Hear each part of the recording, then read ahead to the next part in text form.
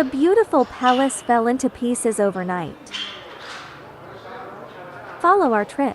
Let's take a look at these breathtaking royal palaces in Iran. We came to the World Heritage Site on the first day. Behind the huge curtain is the famous marble throne hall. Just came in. We were amazed by the collage mirrors all over the wall. Although the walls are old, the flowers, birds, fish are super beautiful. And in the middle of the hall, carved with angels, demons and beasts, the marble throne. Go into the small door on the opposite side. The corridors are as shiny as the hall. Then you can see these paintings all over the wall. These century-old murals contain the Shahs of Zand and Qajar.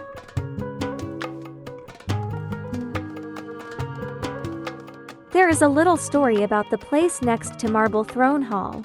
During the Zand dynasty, the first Shah especially hated the Shah of Qajar, so he dug out the dead body of the Shah of Qajar from Shiraz. Then it was buried under this. It's because he wants to enjoy the pleasure of stepping on the Shah's body every day. That evil pleasure. This Shah named Karim often listens to the wind and enjoys music here. But his dynasty was eventually replaced by his old enemy Qajar. His favorite place also houses the tombstones of a Shah of Qajar. Next door is the Gulestan Museum. Portraits of princes. Fresh Western equipment in the 20th century. Next is the most gorgeous part. If you haven't seen such a dazzling sight, each mirror on the wall will bring you a different surprise. Come to the second floor. The reception hall is also called the Salam Hall. The coronation ceremony of the last Shah and Queen of Iran was held here. The hall, with its distinctly European style, is lined with collectibles that reflect the era. The giant carpet in the middle exudes a unique flavor of history. Next to the seats used in the Shah's coronation ceremony, a replica of the famous peacock throne is on display, and a certain Qajar Shah. Not only reception hall and main palace, also the ivory hall. The ivory used to be kept in the ivory building. That building was demolished since it was different in height from the main palace. There is also a hall stores tableware given to the Shah of Iran.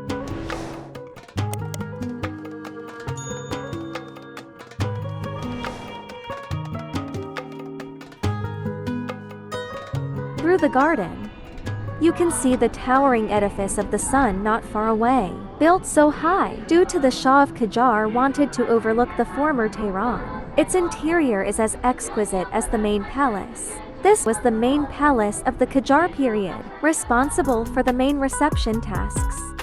You can see the wind tower after you step out, the era without air conditioning. In Iran, such a hot place, it would be much cooler if you stayed under the wind tower. The interior of the wind tower palace presents a slightly different feeling. It was once used as the Prime Minister's official residence. The fifth Shah of the Qajar dynasty was crowned here in 1876.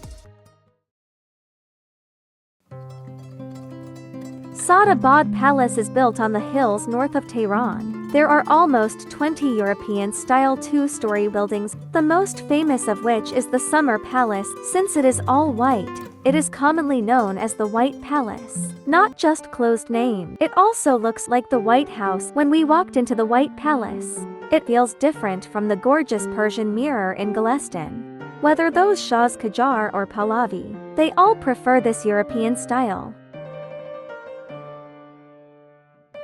The last Shah met here with US Presidents Carter and Nixon, and Eisenhower.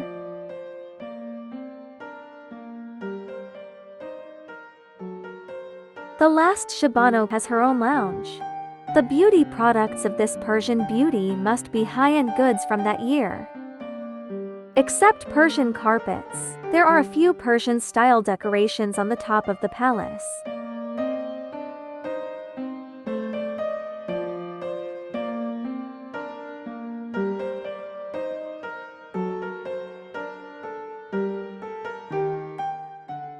You can take a bus directly to museums in the palace garden. Take a bus to the foothills of Alborz Mountains in the north. The Green Palace, known as the most beautiful palace in Iran, is located there. The architects used a lot of rare green marble on the exterior walls. It is also known as Stone Palace and Khorasan Marble Palace. Pahlavi I used this place as a living room and office. You can go to the cafe in the middle of the palace garden to eat and drink when you are tired. The palace is located on the west side of Nakshi Jahan Square in the city center. The Safavid Shah wanted to overlook the polo matches and performances in the square. This 48-meter-high palace was specially built. The Shah also invited famous artists, added exquisite decorative paintings, welcomed visiting foreign guests with this magnificent and exquisite empire gate. The palace is very unfriendly to people with weak legs and feet. Each step is high and narrow, not even a handrail. This design is quite conducive to security. It's too difficult to attack and go upstairs from here. But when you finally reach the top, walk through the beautifully painted rooms. Go onto the huge terrace. You can truly enjoy a panoramic view of the entire Nakshi Jahan Square, just like a former Shah.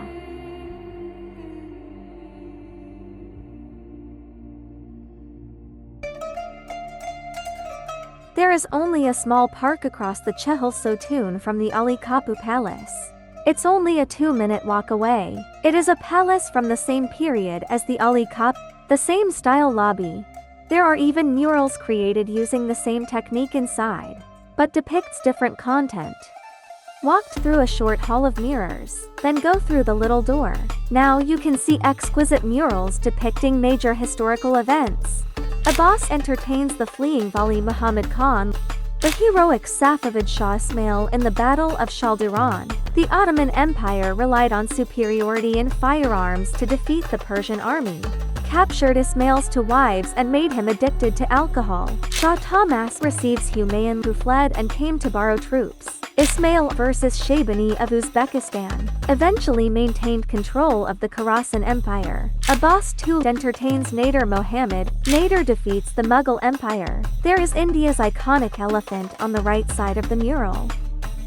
In addition to these 6 giant murals, there are also many ceramic panel paintings in the hall, but some have been damaged or collected by some Western powers.